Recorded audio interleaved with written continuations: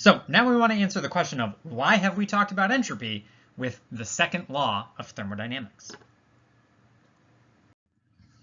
So the second law of thermodynamics tells us that the entropy of the universe never decreases.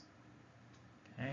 So if you take the entire universe, everything that exists, and you were to be able to calculate the value of the entropy of the universe, it will never get lower than that. What that means, for anything that ever happens in the world, that process has to increase or not change the entropy of the universe. There are no processes that happen that decrease the entropy of the universe. That means spontaneous processes correspond with an increase or not change of the overall entropy of the universe. So you'll note there's that equal to. You can have processes that happen that just don't change the entropy of the universe. But you can't go down. You can't go negative. So spontaneous processes are things that happen.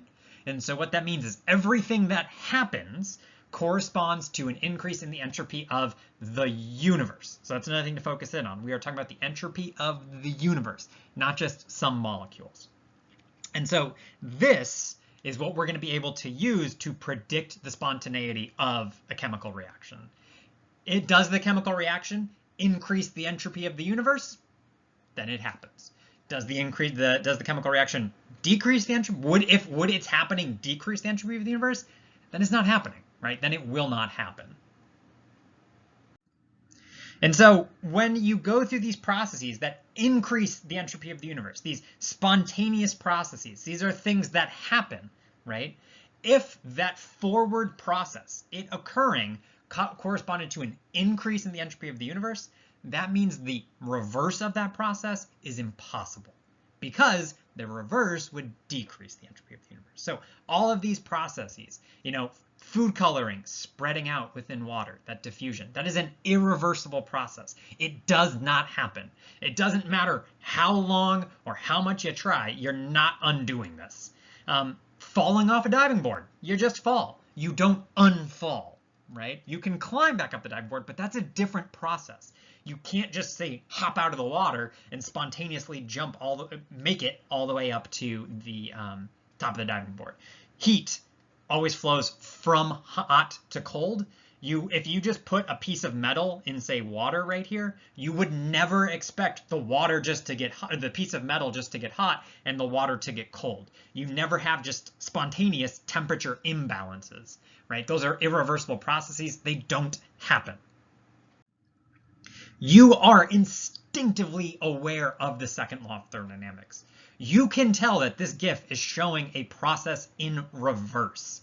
That is not something that happens. It looks unnatural because it is. Entropy in the second law tells us kind of what the flow of things in the universe is. You can tell this looks unnatural. The seeds hop up onto the popsicle. That doesn't happen. That is a decrease. That would be a decrease in the entropy of the universe. You can tell it looks wrong. This diver who pops out of the water and then just flips all the way up to the top of the diving board. It looks wrong because it is, right? That is not naturally occurring, because that process of leaving the water and popping up onto the diving board would be the opposite of, would correspond to a decrease in the entropy of the universe. It's not going to happen. This dog putting a piece of pizza back onto the table, right? You can really see right there, that looks super weird, right? Where it flips up. Now you will notice when the dog is kind of pushing the pizza, like right here, that doesn't look that crazy, right? That is a relatively small increase in the entropy of the universe when he's pulling the pizza. And that's why pushing the pizza doesn't look that crazy, because that is not that sort of irreversible. It is less irreversible of a process.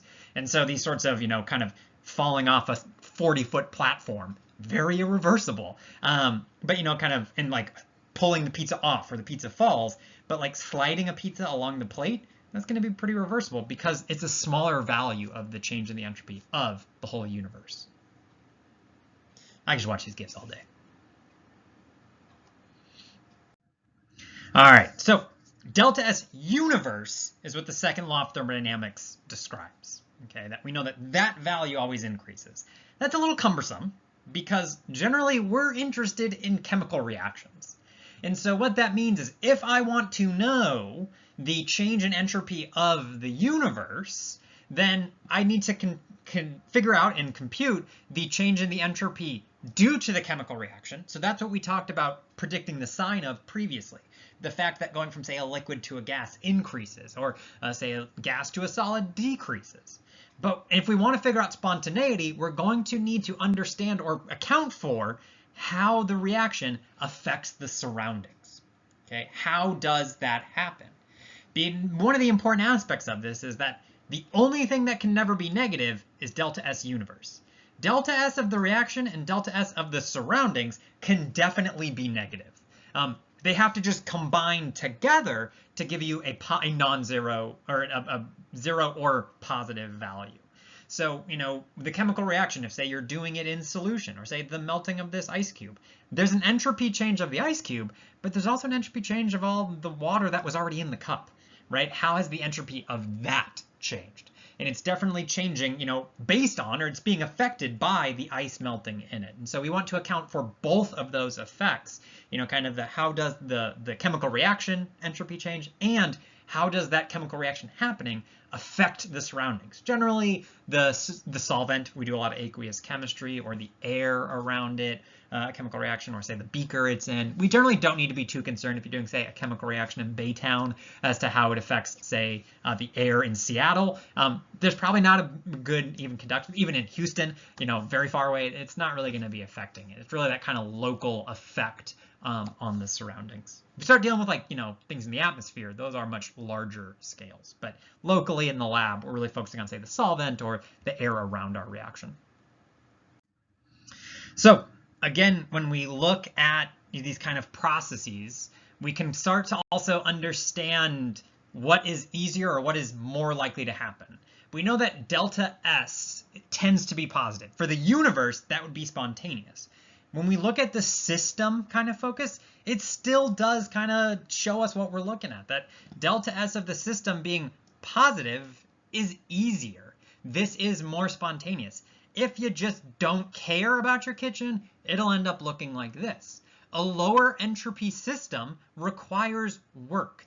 You have to try to make this ordered, right? Because there's only a small number of ways that it's possible, so you have to put in work. It's still possible. It can still happen. You can pick this up. God help you. But you can pick up this mess in this kitchen. It's possible. And so it is possible to decrease the entropy of a system because you can account for basically the overall increase in the surroundings.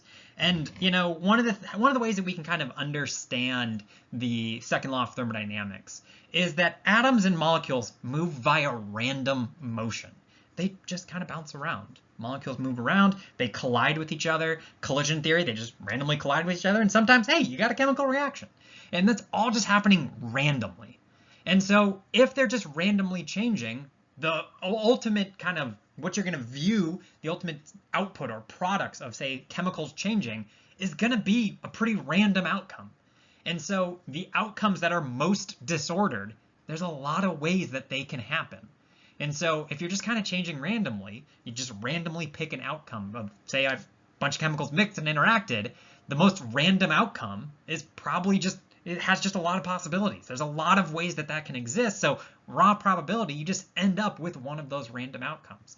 And when you start dealing with moles and moles of atoms, there's just a lot of kind of randomness. You just end up with whatever that most likely outcome is, which is going to be the most disordered outcome.